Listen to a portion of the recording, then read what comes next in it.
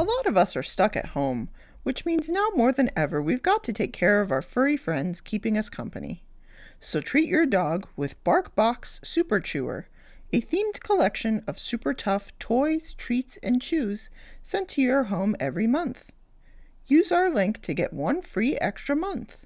Go to superchewer.com/Simpsons or click the link in our description. That's superchewer.com/Simpsons. Hey everybody, this is Sari. And this is Sean. And we're the Simpsons siblings, and we're here to bring you quality Simpsons programming. And we only bring you the best. Only the best. Especially if you're on Patreon, in which case you get to see an uncut video recording of this recording. Timothy, we love you. You get the best and all the filler in between. And all the worst. So today we are covering Lemon of Troy, which is Season 6, Episode 24, originally aired May 14th, 1995. Written by Brent Forrester and directed by Jim Reardon. There are no guest stars. And then we have the opening chalkboard scene. Bart saying the First Amendment does not cover burping. Mm-hmm. Which makes me think of one of the Ullman shorts. Where they're burping. Oh, yeah. And they had like all little bubbles and stuff. Yeah. Marge's like, because it's disgusting. It's disgusting. Do you remember me with that couch gag? Oh, I don't like it, but I remember you really did not like it. I hated it with a passion. It terrified me. For context, it's the one where they run in and it's like an old 50s cartoon where they're like bouncing around, their bodies moving in circles, everyone's in sync. But they're all staring dead eye directly into the camera. The giant eyes. Yeah, I didn't like that. And like the... No. To the point on which I remember as a kid... I memorized which episodes had that intro, so I would know to not look. Really? When it would show up in the TV guide, it was this one. It was Bart's Comet, and it was the beginning of the 130 whatever episode spectacular. Okay. Yeah, so I strategized how to avoid this intro. But yeah. Yeah. Let us know if you also have a fear of this intro irrationally, because that's a really obscure thing, and I would love to know if I'm the only one. But it's funny that you hate that, because this is such a good episode. Oh, this is quality. Everything else about this episode is quality. This is core Simpsons. This is quality core Simpsons. This is in like my top 10. Yeah. This is easily top 10. Remind me, how did we pick this episode? Was it... You picked it.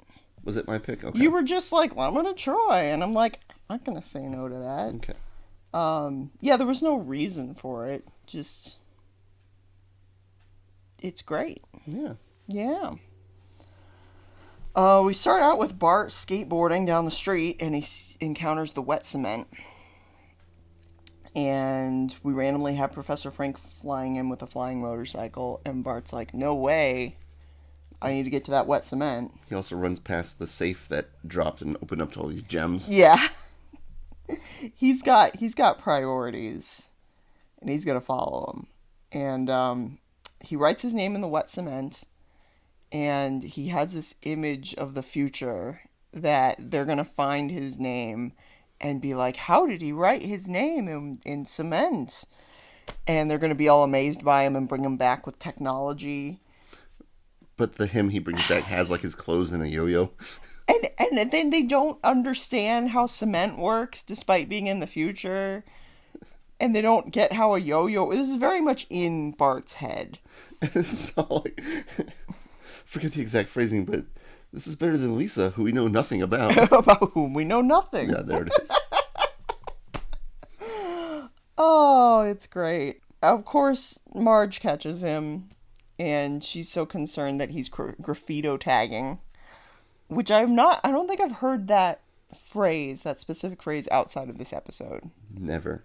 It's a very Marge phrase that you're graffito tagging. Which we have another Marge phrase later on. Oh, there's some great Marge moments in this. Marge, She means well. She later gives them the speech on town pride. According to Lisa, the town pride has been going downhill since the lake caught fire. And that's when we get the whole "this town is a part of us all" thing. There's several quotes from this episode that we do all the time. Oh, this is extremely quotable episode. Not just the lines themselves, but how they're delivered by the voice actors is just mwah. And of course she has to say it 3 times to make sure it sticks. And it does. Which is something you can't really convey well without actually seeing the 2 scenes next to each other. Yeah, but the thing is, too, it actually works. Because anyone who's seen this episode once will remember this line. This town is a part of us all. A part of us all. A part of us all. Sorry to say that so many times, it'll stick with you. Also, it's something we both saw, because I was late and was watching the second half of this episode when Sean got here. Really, the last 7/8 of the episode I was still watching. The last frame of that shot, it looks weird. I don't know if it's just the Disney Plus version, but it looks like suddenly the quality goes down for like the last shot of that scene. And then it gets better again. It's not like you know how like it adjusts the bit rate and everything through the yeah, internet. It's not that. It's the actual, like, it switches between remastered and original.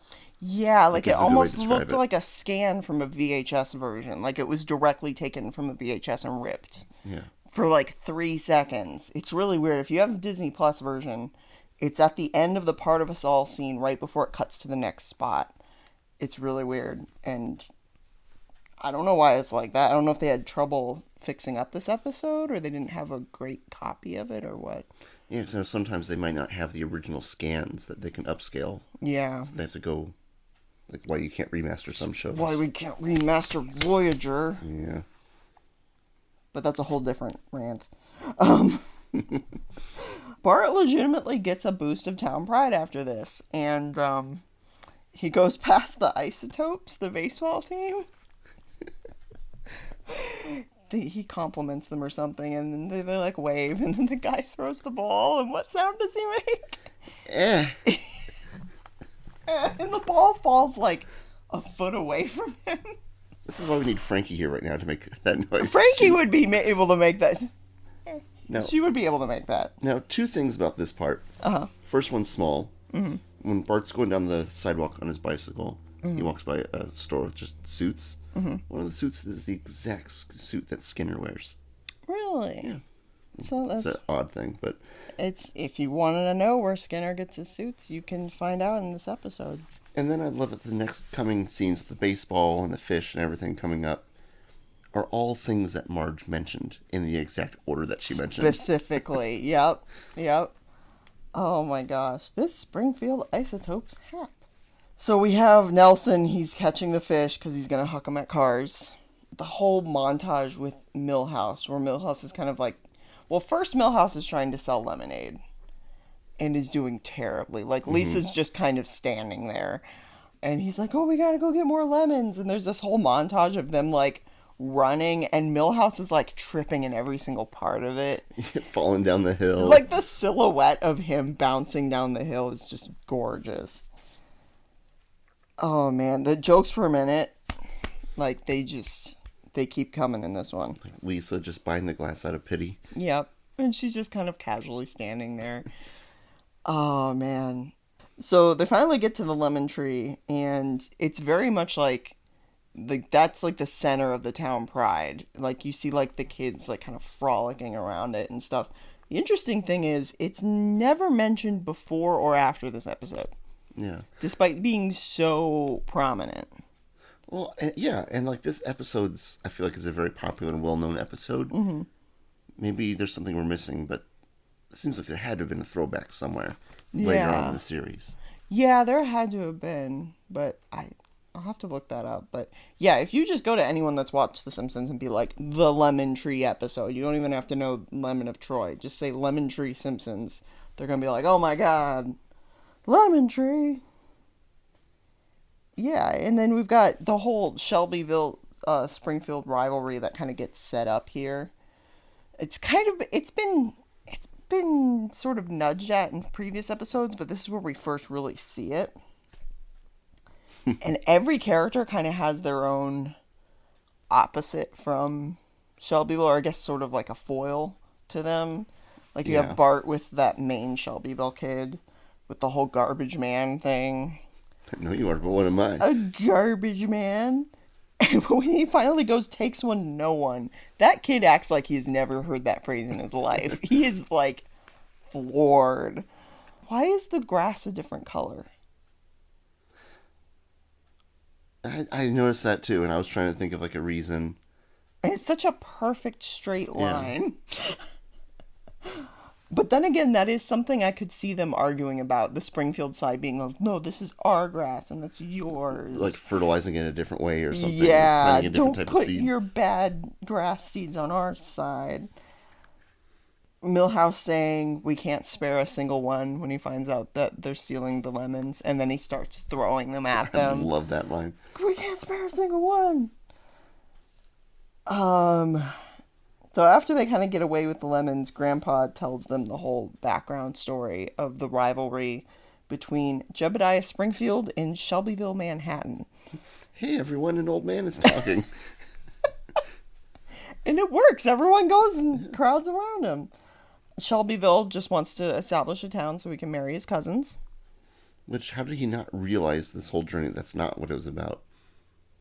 He just was, he had a goal, and that's all he could see. Yeah. Yeah, he really wanted to marry his cousins. And Grandpa says lemons were the sweetest fruit available at the time. Well, and also, remember when Jebediah was talking, I forget how it comes up, but he talks about the flavorless mush called root marm. I Googled it, which is always fun to do with these kind of things. Oh, yeah. On cartooncuisine.com, they have a recipe where you, in a blender, put turnips, parsnip, and beets. Oh, I'm sure that's great. And it's actually a flavorless mush. Wow. And at the bottom of the recipe, it gave a cromulent score of 3 Roman numerals out of 10. Nice. I love it. So I'll have to check out that site. I love the attention to... Ooh, we should do a Patreon only thing where we eat that. Oh. You're like... That would be kind of fun. Apparently, it's pretty bland and flavorless. It's just a paste. Hey, I mean, if it's healthy, if that's a good way to get, like, nutrients into your body without having to, like, eat gross food. Yeah. If it's a flavorless marsh. Ew. So yeah, that's speaking of Roman numerals, next is when they're learning Roman numerals in class. Which I remember I was in like the fancy math class and we had to learn like all of the Roman numerals, including like the millions and like all the really nuts like L, X, V. I can't remember any of them, which is how well it, How often have you had to know them? Exactly. I haven't had to use them very often. But yet everyone has to learn. Yes. And Nelson runs in. He's all panicked. And he goes, there's no time to explain. And he's like drinking out of the water fountain. They're like, well, can't you just tell us that? I told you there's no time to explain. They freak out because they took the lemon tree. And they know it was them because of the candy wrapper. Mm-hmm. And Milhouse judges them for always eating candy. Mm-hmm. They just love its sweet taste. Oh, dear God. Bart literally, like, tells Marge basically flat out what he's about to do. Yeah. And Marge is so knee-deep in denial that he's like, I'm going to teach some kids a lesson. And she's like, I choose to take that literally. And, like, basically she makes this imaginary thing in her head that he's tutoring. Because he says he's going to teach some kids a lesson. And then Homer does the whole toot-on. I love that. Which is just so stupid. I love it. So Milhouse is getting ready, and he decides to take out all his camo. And I love, in his mind, how he thinks this will work. Especially, like, so when he goes and hides into the bushes when they're chasing him, and he's camouflaged in it, and his face starts appearing, like, in the upper parts of the trees. Like, how is that happening? You know what that brought back too? I don't know if this was big when you were a kid, but when I was like in 6th grade, all the kids had these camo shirts that said, haha, you can't see me. It was like a big craze. I think I remember that a bit. You probably were in like high school at that point, so I don't think it was I don't think it was big with the teens, but Yeah, I was cool at that point, so we you didn't were really have cool. much of that. I'm sure you were. Oh yeah. It was such a big thing in like maybe 2001, 2002. I think I more remember seeing it in stores, but don't really remember anyone my age wearing it. It was the lamest thing ever, but it was definitely very Milhouse. So they finally step across the line to become men. And in the background, the girls are playing with a kite, just going back and forth along the line over and over. Like, this is definitely just like a stupid feud. And even Todd doesn't want to cross, and Milhouse ends up like almost shoving him over. Yeah, and the little girl's just like, hee. Oh, man. Okay, so I wrote this down, but you wrote this down before me, so I'll let you take this one. The Shelbyville Daily. Yeah, it's very quick. It passes by the newspaper dispenser. Yeah. It's the Shelbyville Daily, and I didn't actually write it down, but I noticed it was once a week, every week, or something like that. Yeah, once a week, every week. It's like, that's not what daily means. Oh, and this is one of my favorite Simpsons quotes ever. And I want to make sure I get this exactly right because it's beautiful. Is it Martin? Maybe. All right. So for everyone listening, here's a tip. Put a pinch of sage in your boot, and all day long, a spicy scent is your reward. I love it. It's my favorite. I kind of want it tattooed somewhere, but I don't know if I want that kind of commitment, but I kind of do. People actually did. I don't know. It sounds like something he could have learned from like the Renaissance Fair or something.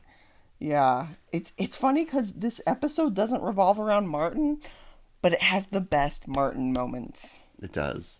Oh man, he's great. Milhouse gets like fed up with the stupidest crap in this episode. Like he's mad at the world. Like the radical. I say that, and I feel like I'm just gonna explode. Todd backs up like he's afraid he's actually going to physically explode.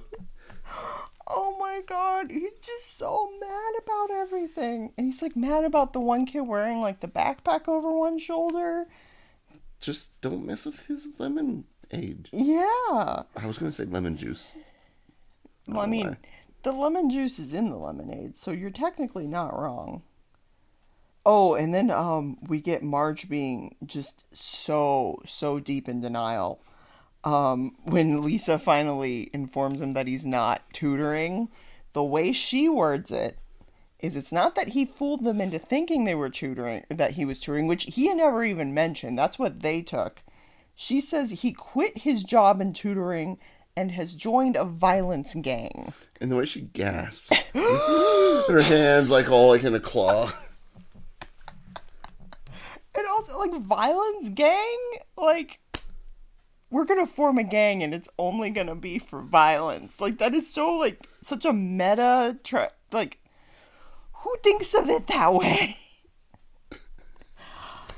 Oh, Marge, we love you.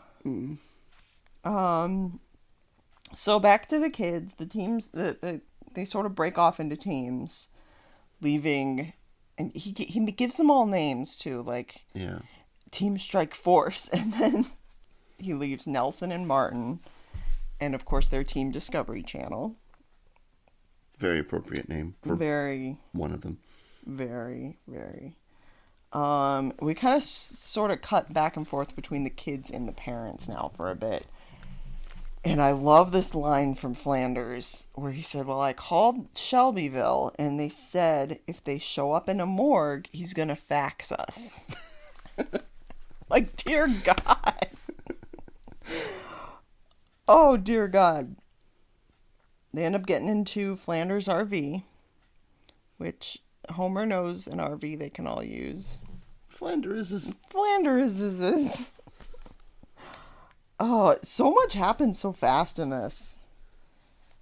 Jokes per minute are Jokes good on this per one. minute. I mean, I feel like I'm just saying, and then this happened, and then this happened, and it's like so much. Because then we have the Country Time lemonade. Yeah. There's nothing even close to a lemon in it.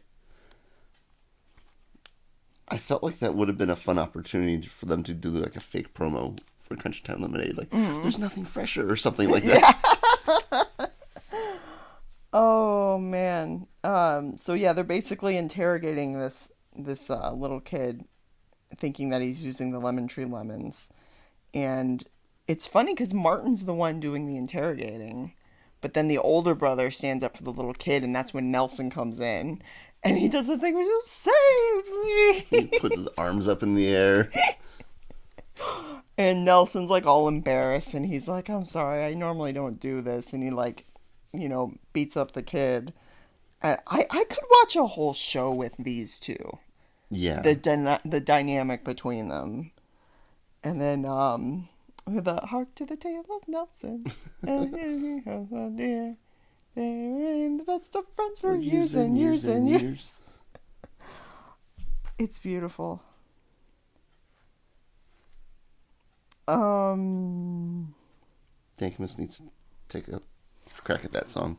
Oh my God, yeah, Dankmas. He hasn't done anything in like 6 months. Yeah. Where's the Dank? The Dank, Mo, the Dank! The Dank!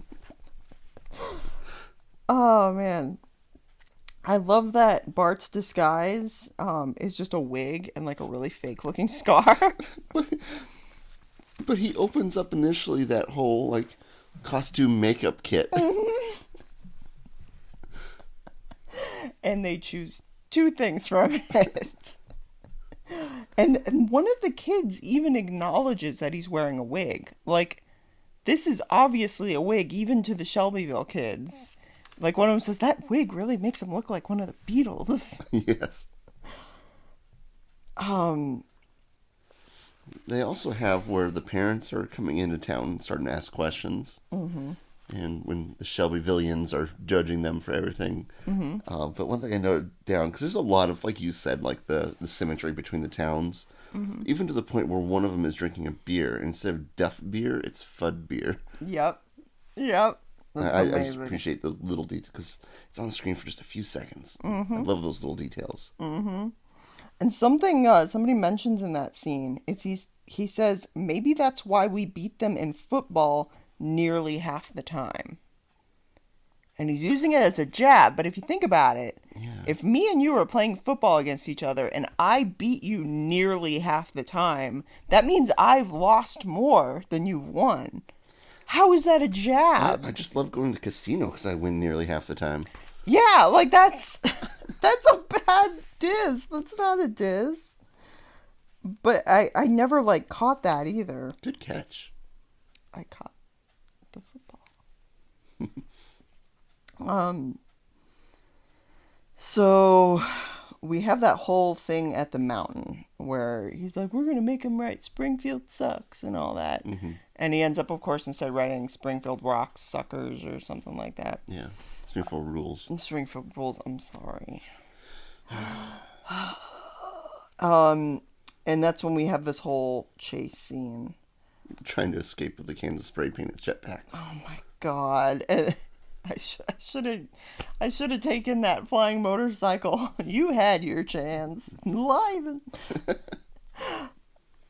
And he distracts them by saying someone's attractive cousin, and they actually all turn. Like, that's their one shared principle. Yes. Is that they're all attracted to their cousins.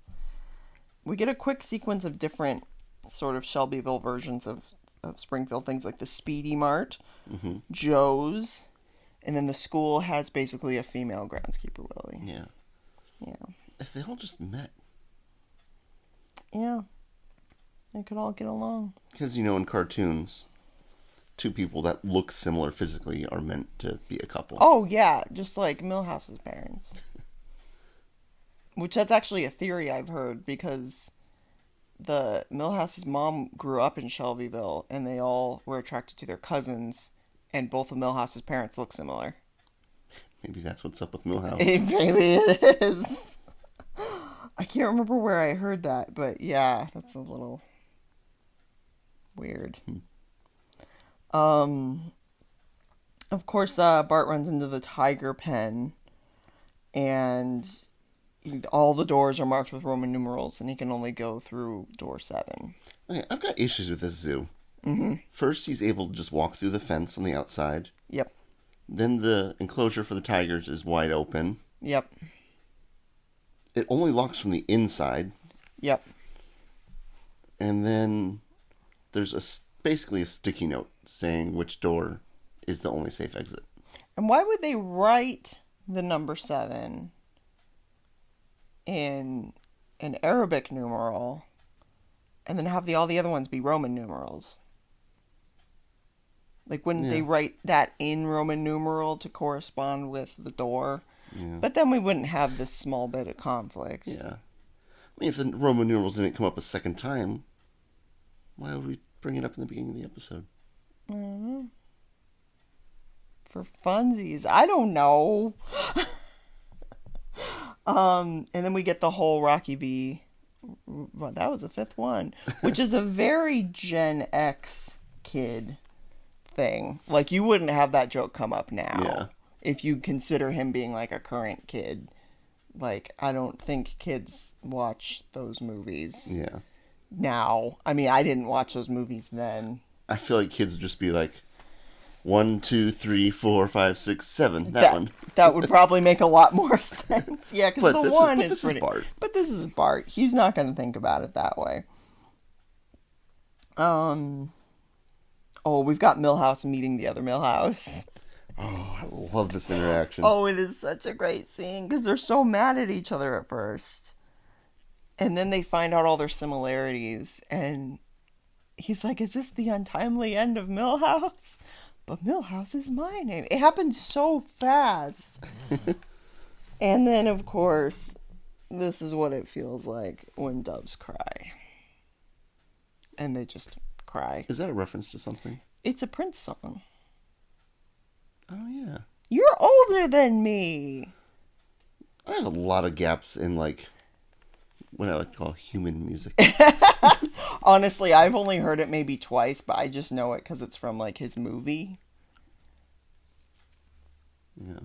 And I don't know, it's one of those references. I don't know how I know it, but I know it. This is what it feels like when doves cry. Okay, there it is. Something. Maybe I'm just like my father. Something. Milhouse Van Houten. And then, oh God, where am I? Oh, this was my favorite joke as a kid. I thought this was the smartest joke I'd ever heard in my life when I was a kid. Was the lemon-shaped rock. Oh, yes. Which is definitely what they would call a screw the audience joke. Where it's like, it's as useless as that lemon-shaped rock over there. Wait a minute, there's a lemon behind that rock. That lemon-shaped rock is on the screen for a good 10-15 seconds. Yeah. The tree. So the tree is locked in a car impound lot, or as Martin calls it, the impenetrable fortress of suburbia. Quite a sentence. Which is what everyone calls car impound lots. Everyone called them that in the 90s. I would love it if there was one actually called that. Oh, man. And, like, only certain people got it. We got the origin of lemon posting. Yep. I love me some Simpsons dank memes. Which is just that guy's face when he takes a big bite out of the lemon. Which was also something that creeped me out a little bit when I was a kid. Like, he gets this weird, almost sinister look on his face while he's eating the lemon. Very aggressive with it. Yeah. It took me so long to realize that the kid's dad was supposed to be a mirror image of Homer. Because he isn't exactly like Homer. But he does have, like, a similar build. Yeah. Yeah. That rounded head. Yeah. He almost has, like, a Yogi Bear type voice. The minute you lose. Yeah, it's a very like soft and flowing Yeah. cadence to it. And I say to myself, what a wonderful world. Okay, so when I came over, you were still watching this episode, and we both like knew the flow of exactly how he sings that. We don't just know the quotes, we know how they are delivered. Yeah. Bart gets a pretty ingenious idea with the hospital thing. Like, that's pretty smart. In order to get into the car impound lot, they end up pulling the RV into the hospital tow zone and then staying there, which of course made them be towed away. But they all would have had to have hid pretty well for that. I mean, it's an RV. It's an RV. It's got lots of space. Except for in the shower. Yeah. Yeah, Homer's in the shower at this point. And when Bart makes Flanders take the sharp turn to get there, great, now I'm upside down. Which, it seems like that'd be hard for that to happen. But with Homer's luck, he'd find a way for it to work. So they get impounded, and they're able to take the tree back. But first they get chased by the dogs. And we get Homer's line, where he says, no one in history's ever been this clever. And Homer throws the dog the meat, and he just, inhales it. Run, boy, he's got a taste for meat. Yeah. So they're able to escape, except Flanders is like, something's draining the battery. And Homer thinks this is a great time to start grilling something. They grill. So they're able to get away, and they yell out the window, eat my shorts, and Flanders says one of my favorite Flanders lines, which is, yes, eat all of our shirts. The tree comes off in the archway, which is how it kind of gets split in half in a way. Yeah. Very symbolic, very deep. This is a very deep episode. And it ends with Grandpa telling the rest of the story. But then we get the Shelbyville Grandpa telling their version of the story, which was that the tree was haunted. Because it was haunted. Well, in the scene before, too, when they're driving away, we also have the iconic Shake Harder, Boy. Shake harder, boy! That little scene with them just shaking their fists in the air. I love that one. That's going to make some sort of difference. And they all celebrate with a nice, cool glass of turnip juice. And I love that the grandpa version on the other side is telling it like this happened forever ago. Yeah. But it was just the same day. And that's exactly the point of views of histories and how things can be altered to suit someone's point of view. Yeah. And oh my God, there's so much to this episode. It's beautiful. It's got some great lines. It's got some great moments. And it's got that momentum. And I remember as a kid, it was always fun because the kids were going out and doing this big adventure thing. And this one was so much fun to watch as a kid. With how much that was packed in this episode, I always felt like this was a longer episode. Yeah. As an adult, it seems shorter. But as a kid, it just kept going, it seems. Yeah. It's so great. And I feel like Bart as a character, it really shows. This is probably one of the best just to showcase Bart as a character. Because he means well, but he's doing it the most rebellious way he can. Yeah. Yeah. It's great. Yeah. We actually got through this one faster than I thought. I think it's because we just enjoy it so much that we're just go.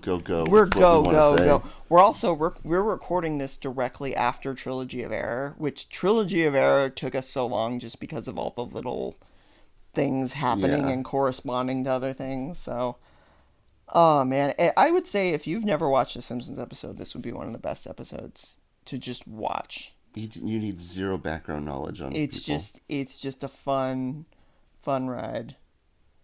Yeah. Well, I would like to thank Timothy Burleson. Timmy, my man. He is our one and only patron saint. He is our only patron supporter. But if you would like to be as beloved as our dear Timothy, check out our Patreon at www.patreon.com/SimpsonsSibs. The link to that is in our description, and we love you guys. Thanks for listening. Yeah, we're at 3,500 downloads now. Which is crazy to think that people have listened to us ramble for this long, but What? it's fun. What? And definitely check out our YouTube page too. Just look up Simpsons Siblings Podcast on YouTube. If you don't like using the apps and you're like, I just want to listen on YouTube, we're on there too. And yeah, thank you guys. Yeah. This has been fun. I mean, we're still going. It sounds like we're stopping, but we're not. Join us next time as we cover our Valentine's Day special. It's going to be a little late. It's going to be on February 23rd. We'll be covering Season 4, Episode 15, I Love Lisa. This is a great one. Yes. This is a really good one. Definitely watch that episode before listening to get the full experience. And until then, bye everybody.